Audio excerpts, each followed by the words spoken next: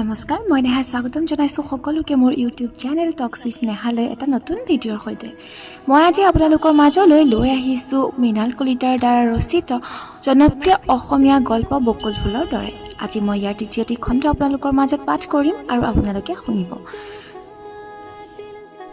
আৰু যদি মোৰ কণ্ঠত প্ৰত্যেকটো খণ্ড আপোনালোকে ভাল পায় তেনেহ'লে লাইক কমেণ্ট আৰু শ্বেয়াৰ কৰি দিব আৰু যিসকলে প্ৰথমবাৰৰ কাৰণে চাইছে তেওঁলোকে মোৰ চেনেলটো ছাবস্ক্ৰাইব কৰি দিব।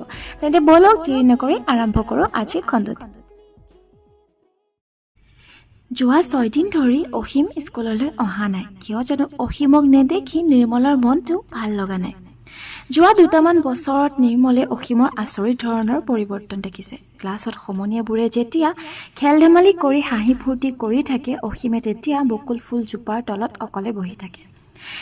বহিনো কি ভাবে আকাশ পাতাল ভাবি থাকে সিহে জানে। যিমানে ওপৰৰ শ্ৰেণীলৈ আহি আছে সিমানে তাৰ পঢ়া বেয়া হৈ আহিছে। অথচ যেতিয়া সিহঁতে এই স্কুলখনত 5ম মানত নাম লগাইছিল তেতিয়া সিহঁতৰ শ্ৰেণীটোৰ আটাইতকৈ চোকা ল'ৰাজন আছিল অসীম। একেৰাহে 3টা বছৰ সি প্ৰথম হৈছিল, নিৰ্মল আছিল দ্বিতীয়। কিন্তু হঠাতে 8ম মানৰ পৰীক্ষাবোৰ আচৰিত ধৰণে বেয়া হ'বলৈ ল'লে। বছৰেকীয়া পৰীক্ষাত প্ৰথমৰ পৰা 15 নম্বৰ হ'লগৈ আৰু এইবাৰ 9ম মান শ্ৰেণীত হ'লগৈ 47 নম্বৰ, আটাইতকৈ শেষৰ ল'ৰাজন। পৰীক্ষাৰ ফলাফল ঘোষণাৰ দিনা সেই খঙতে মহেন্দ্ৰ মাষ্টৰে অসীমক চৰিয়াইছিল।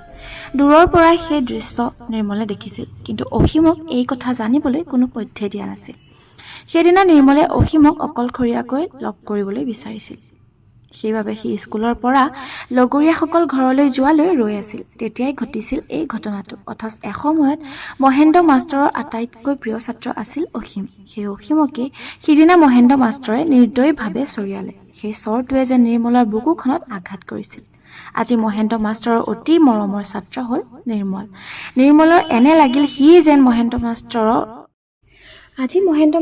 অতি মৰমৰ ছাত্ৰ নিৰ্মলৰ এনে লাগে সি যেন মহেন্দ্ৰ মাষ্টৰৰ মৰমৰ ভাগখিনি অসীমৰ পৰা নিৰ্দয়ভাৱে কাঢ়ি লৈছে।